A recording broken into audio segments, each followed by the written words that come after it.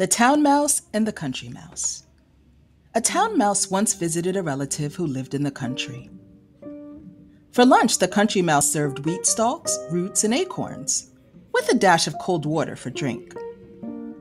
The town mouse ate very sparingly, nibbling a little bit of this and a little bit of that, and by her manner making it very plain that she ate the simple food only to be polite. After the meal, the friends had a long talk. Or rather, the town mouse talked about her life in the city, while the country mouse listened. They then went to bed in a cozy nest in the hedgerow, and slept in quiet and comfort until morning. In her sleep, the country mouse dreamed she was a town mouse with all the luxuries and delights of city life that her friend had described for her.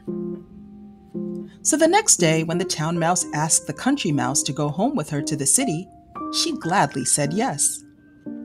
When they reached the mansion in which the town mouse lived, they found on the table in the dining room the leavings of a very fine banquet. There were sweetmeats and jellies, pastries, delicious cheeses, indeed the most tempting foods that a mouse can imagine. But just as the country mouse was about to nibble a dainty bit of pastry, she heard a cat mew loudly and scratch at the door. In great fear, the mice scurried to a hiding place, where they lay quite still for a long time, hardly daring to breathe. When at last they ventured back to the feast, the door opened suddenly, and in came the servants to clear the table, followed by the house dog. Country Mouse stopped in the town mouse's den only long enough to pick up her carpet bag and umbrella.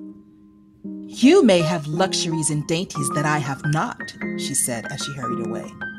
"But I prefer my plain food and simple life in the country with the peace and security that go with it." The moral of the story? Poverty with security is better than plenty in the midst of fear and uncertainty.